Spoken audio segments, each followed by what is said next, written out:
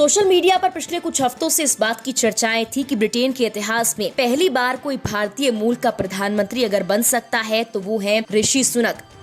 Liz truss की चुनाव जीतने के बाद भी सुर्खियों में बदलाव नहीं हुआ, बल्कि कमबैक सुनक के नारे तेज हो गए और फिर हुआ वही जिसका अंदाजा ब्रिटेन के बिगड़ते वित्तीय बाजारों के हालात को लेकर लगाया जा रहा था। सुनक ने पीएम के तौर पर जबरदस्त कमबैक किया। सुनिए जीत के बाद सुनक ने क्या कुछ कहा, फिर आपको बताएंगे कि आखिर ये सब संभव कैसे हुआ और पीएम बनने के बाद सुनक का ब्रिटेन के विकास के लिए क्या प्लान है। साथ ही भारत से ब्रिटेन के रिश्तों पर ऋषि सुनक का विजन क्या हो सकता है। I'd like to pay tribute to Liz Truss for her dedicated public service to the country. She has led with dignity and grace through a time of great change and under exceptionally difficult circumstances, both at home and abroad.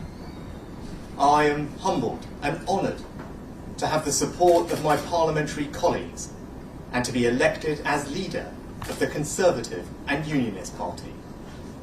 It is the greatest privilege of my life to be able to serve the party I love and give back to the country I owe so much to. The United Kingdom is a great country, but there is no doubt we face a profound economic challenge.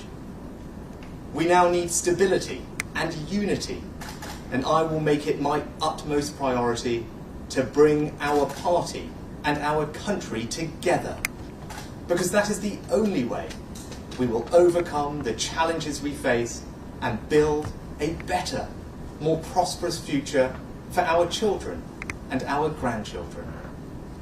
I pledge that I will serve you with integrity and humility, and I will work day in, day out to deliver for the British people. Sunak ईसाई बहुल्य Britain के पहले हिंदू प्रधानमंत्री हैं। वो Britain के पहले गैर श्वेत प्रधानमंत्री भी हैं। दरअसल पीएम बनने के कुछ ही हफ्तों बाद लिज ट्रस ने प्रधानमंत्री पद से इस्तीफा दिया। उसके बाद सुनक का नाम पीएम पद की रेस में सबसे आगे माना जा रहा था, लेकिन दिक्कत थी तो सिर्फ पूर्व प्रधानमंत्री बोरिस जॉनसन का इस रेस में शामिल होना।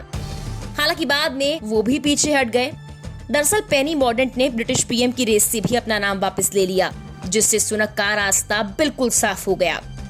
कंजर्वेटिव पार्टी के कई चर्चित सांसदों ने बोरिस जॉनसन के खेमे को छोड़ते हुए सुनक का समर्थन भी किया। इनमें पूर्व गृह मंत्री प्रीति पटेल, कैबिनेट मंत्री जेम्स क्लेवर्ली और नदीम जहावी भी शामिल हैं।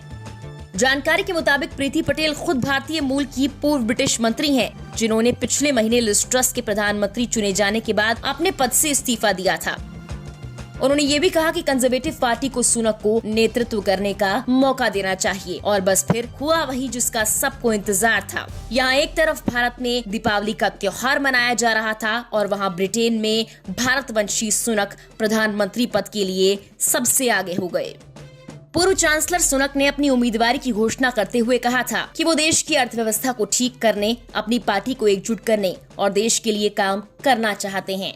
उन्होंने पीएम पद की दावेदारी के लिए तय समय सीमा तक 100 से ज्यादा सांसदों का समर्थन प्राप्त कर लिया था, जिसके बाद ये घोषणा हो गई कि सुनक ब्रिटेन के अगले प्रधानमंत्री होंगे।